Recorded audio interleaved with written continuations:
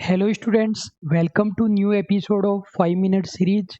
Student JVVNL and other exams के लिए ये सीरीज हमारी चल रही है जिसमें 5 मिनट में एक टॉपिक को हम कॉन्सेप्चुअली और विद MCQs करते हैं। यदि आपने पहले के एपिसोड्स नहीं देखे हैं तो प्लेलिस्ट में जाकर के आप देख सकते हैं। मैं पहले FM के टॉपिक्स चला रहा हूँ। यदि आप चाहते हैं कि दूसरे सब्जेक्ट के टॉपिक्स चलाए जाएं या कोई स्पेसिफिक टॉपिक आप सजेस्ट करना चाहते हैं तो कमेंट में बता सकते हैं और हम स्टार्ट करते हैं। इससे पहले कि आज का टॉपिक स्टार्ट करें, पिछले एपिसोड में जो क्वेश्चन मैंने आपसे पूछा था उसका आंसर मैं आपको बता रहा हूँ।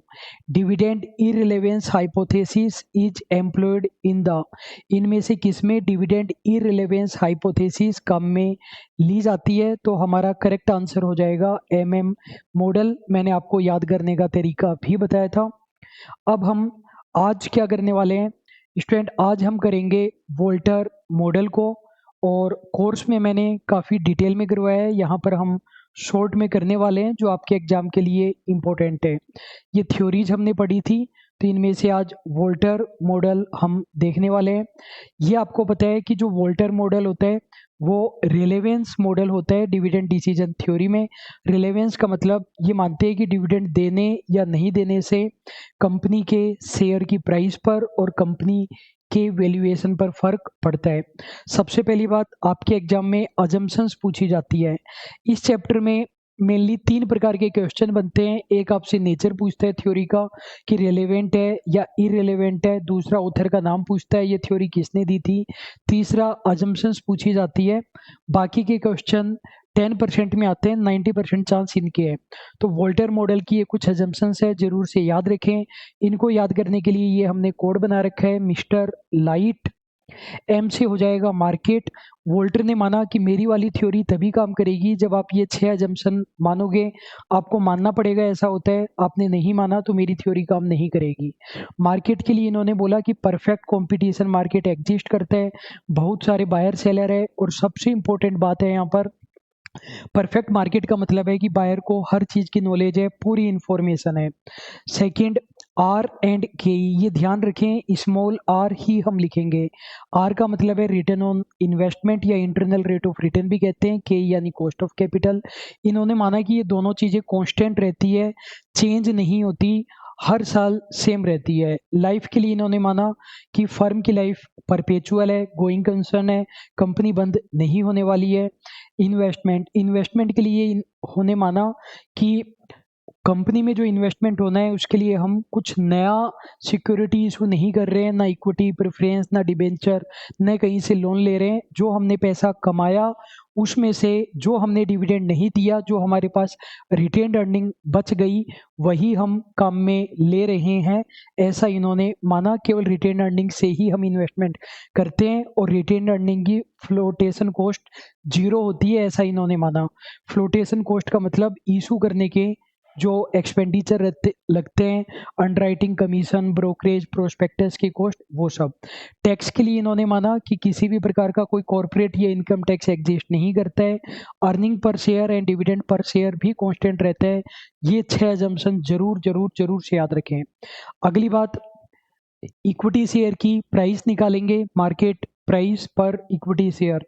उसके लिए ये इन्होंने फॉर्मूला दिया, 2 फॉर्मूले, दोनों में से आप कोई भी फॉर्मूला याद कर सकते हैं। यहाँ पर हम ये न्यूमेरिकल सॉल्व नहीं करने वाले हैं, केवल इंपॉर्टेंट चीजें करने वाले हैं। कोर्स में मैंने डिटेल में इसको सॉल्व कराया है स्टूडेंट। अब हम सबसे इंपॉर्टेंट चीज देखते हैं। वोल्टर मॉडल ने क्या माना कि फर्म 3 टाइप की हो सकती है। सबसे पहली है ग्रोथ फर्म, फिर है कांस्टेंट फर्म, फिर है डिक्लाइन फर्म। मैं इसको कॉन्सेप्चुअली याद कराता हूँ, रटने की जरूरत नहीं है। पहला है आर और दूसरा है केई। केई का मतलब होता है कॉस्ट ऑफ कैपिटल या फिर कॉस्ट ऑफ इक्विटी कैपिटल। केई वो है जो इक्विटी शेयर होल्डर उम्मीद करते हैं कि हमारे पैसे पर आप कम से कम इतना कमाओ। और आर है इंटरनल रेट ऑफ रिटर्न या रिटर्न ऑन इन्वेस्टमेंट, जो एक्चुअल में कंपनी कमा रही है। मान लीजिए कि आप हमारी कंपनी के शेयर होल्डर है, आपने 1 लाख रुपए लगा रखे हैं, तो आप उम्मीद करते हैं कि भाई हमने आपको पैसा दे रखा है, कम से कम 10% तो कमा करके दो, वरना तो हम कहीं और पैसा लगाएं। और ये है एक्चुअल में जो हम कमा रहे हैं।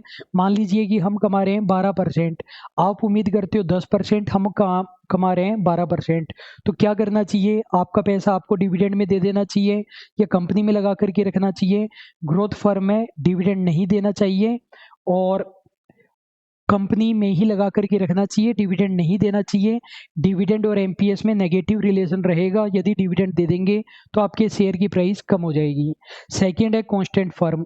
कि आप एक्सपेक्ट करते हो 10% और इंटरनल रेट ऑफ रिटर्न या रिटर्न ऑन इन्वेस्टमेंट भी 10% ही है, तो हम आपको पैसा दें तो भी आपको कोई फ़ायदा नहीं है, नहीं दे तो भी कोई फ़ायदा नहीं है।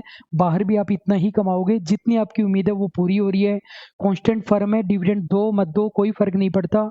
डिविडेंड देने में और शेयर की प्राइस में जीरो कोरिलेशन है। अगला है डिक्लाइन फर्म। आप उम्मीद करते हो 10%, हम कमा रहे हैं 8%, तो आप बोलोगे कि हमें दे दो, हमारा पैसा कहीं और लगाएंगे।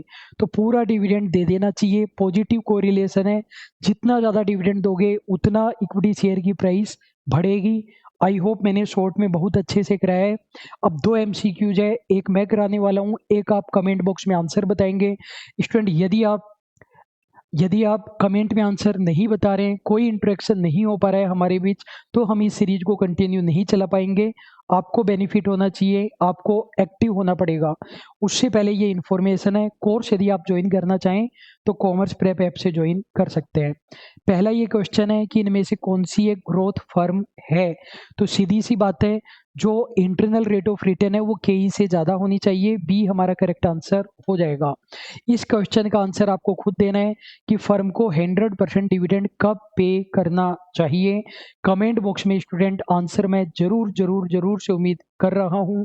और प्ले लिस्ट में जाकर बाकी के एपिसोड भी देख सकते हैं। टॉपिक सर्च करना चाहें वो भी कर सकते हैं, या फिर मैं इसी एफएम के टॉपिक्स को कंटिन्यू करूंगा। अभी के लिए बस इतना ही। Thank you so much.